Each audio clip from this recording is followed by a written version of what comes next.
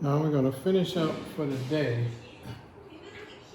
by talking about introducing you to and working through one example of systems of equations. Well, I should say system of linear equations, but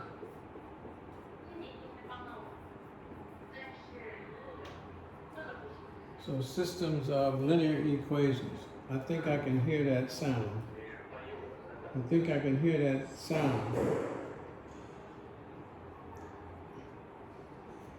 So systems of linear equations. So here we have two equations. 7x minus y equals 12, x minus y equals 6. So since this came from the study island practice, I simply recreated the coordinate plane here. So I have a red line and a blue line. I selected the red line to be associated with 7x minus y equals 12, and the blue line x minus y equals 6. Now I could ask you, why do you think I did that?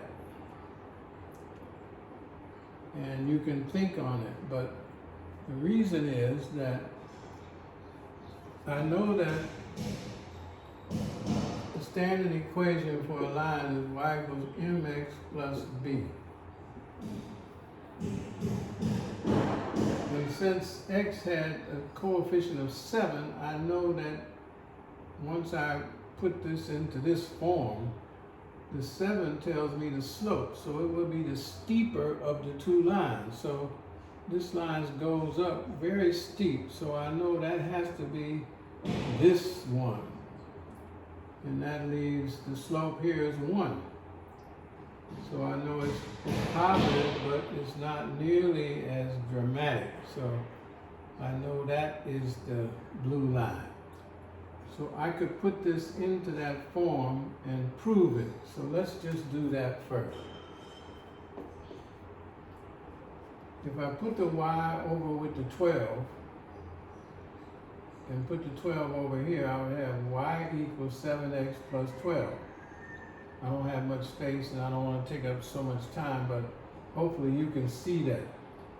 So if I add y to both sides, it would be 12 plus y, then I'd bring 12 over here, it would be 7x minus 12 equals y. So I could write it, y equals 7x minus 12. So instead of 7x minus y equals 12, I got 7x minus 12 equals y. Okay.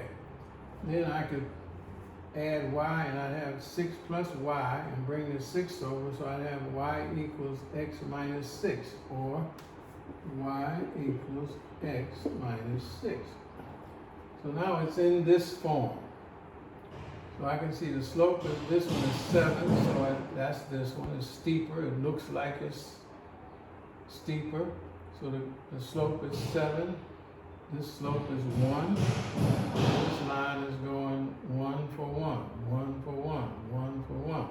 This is going 1 for 7. So you move over, 1 up to 7. You move over, it goes up to 14. You move over, it goes up to 21. So this is climbing much, much faster. And this is climbing but slower. So when we say solve, I'm going to put the word solve here. So what does that mean? Solve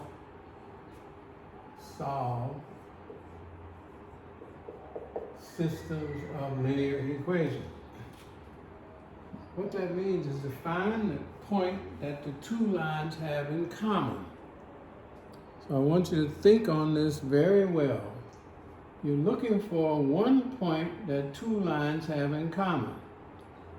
Well, unless two lines are superimposed one on the other, which would actually mean it's the same line, and it has every point in common, you know that if two lines intersect, they only have one point in common. And that point, in this case, is right here.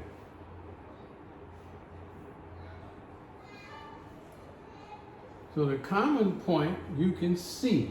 So the solution to these two equations is almost visible to you. It's right there.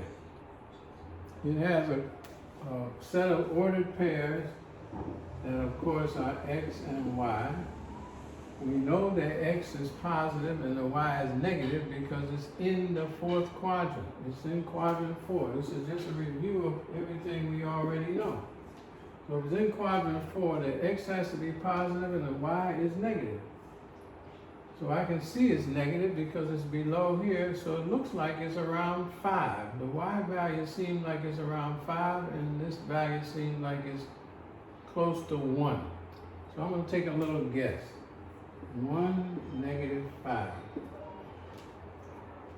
That would be the solution here. So let's say I don't really know that, and I can't actually see that clearly. But I know it's in this quadrant because I can see it's in this quadrant. So if I was given 4 possible answers to this question before we even work it out, A, B, C, D, said 1, negative 5, that was A. B was negative 1, negative 5. C was 0, negative 6. And D was 1, negative 6. So, if those are my choices, I can use my intelligence and logic to say it can't be B, because B is in this quadrant, the third quadrant. Both x and y are negative. So I know by the process of elimination it can't be that. Could it be negative 1, negative 5? Well, there's nothing in negative 1, negative 5. That would also, oh, that is B. So could it be 0, negative 6? 0, it would have to be right on this line, but it isn't. So it can't be that. Could it be 1, negative 6? Well, if it was 1, negative 6, it would be down here. It wouldn't even be on the line. Because 1, this is 2, 1 would be here. So negative 6 would be right there. It's not even on the line. So that it couldn't be this. So I could eliminate those just by logic. So 1, negative 5 looks like it's it. 1 and come down 5. I might have it drawn off some. So we would take this because it's in this quadrant mostly. And this is in quadrant 3. That can't be it. It doesn't even look like that. This is on the y-axis. That's not the case. So that's out. This is in quadrant 4, but it's 1 and it's down 6. It's not even on the line. So that's out. So I could eliminate those just on that. Now let's say we want to drill down and figure this out. We don't want to just look at it, but even though in this case, if the graph was drawn perfectly right, we could just see it. So we have these two equations.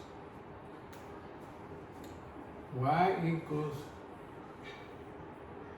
7x minus 12 and y equals x minus 6. Now I'm going to take you through the logic and the process that you would use in solving problems like this. So from something we just introduced. If y equals 7x minus 12 and y also equals x minus 6, the concept of substitution would allow me to put x minus 6 in place of this y. Because y equals that, so I could substitute this for this. If I did that, I'd have x minus 6 equals 7x minus 12. So now if I subtract x from both sides, this x will be gone. 1x taken away from here will leave me 6x. So I'd have minus 6 equals 6x minus 12. Let me switch to the black ink, so marker so it'll be a little darker. So now I have to solve this. So if I add 12 to both sides, looks like a B, but it's really a 6. If I add 12, this will go away. And if I add 12 here, I have a negative 6 and a plus 12 will be plus 6. Plus 6 equals 6x. So x will be 1. I know x is 1. That's what I have here as my selection. So now, since I know x is 1, I can substitute that 1 for this x and that x and see if the two things work. So if I substitute here, I get y equals 7 times 1 minus 12. So y equals 7 times 1 is 7, take away 12 is negative 5. If I substitute x is 1 right here, I get y equals 1 take away 6 is negative 5. So in both cases, I end up with negative 5, negative 5. So I know the two equations are solved simultaneously. So I have 1, negative 5. So the solution to this set of two linear equations is 1, negative 5. So that's how you would use substitution. That's how you would use your sight and the knowledge that the solution to multiple linear equations is the one point they have in common. Two lines at most, unless they are superimposed on each other. Two lines only intersecting one point. So this is, that point right there is what they are referring to when they say solve. Solving this means to find the one place that the two lines intersect, which means they have this one point in common. So 1, negative 5 will fit this equation, and it also fits that equation. No other ordered pair will do that. So when we say a solution, we're looking for the point of intersection. Just like in parallel lines, the transversal intersects the two lines. In this case, the two lines intersect each other. So the point of intersection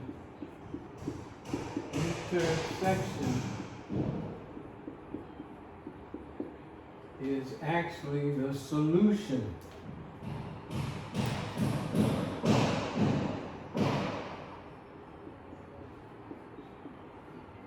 So I hope that makes sense. And you'll have time to practice that with others, because the question will keep coming up, because that's all it's about. Is the point of intersection is the solution to two systems of linear equations. So you could do it by looking at it and getting an idea. You can then separate out your questions by the quadrant that it's in, and also by the placement of it, where it might not even be on either line. So with practice, you'll get it. But that's the basic fundamental concept and how it works. So we'll pick up there the next time. Have a great evening. Bye-bye.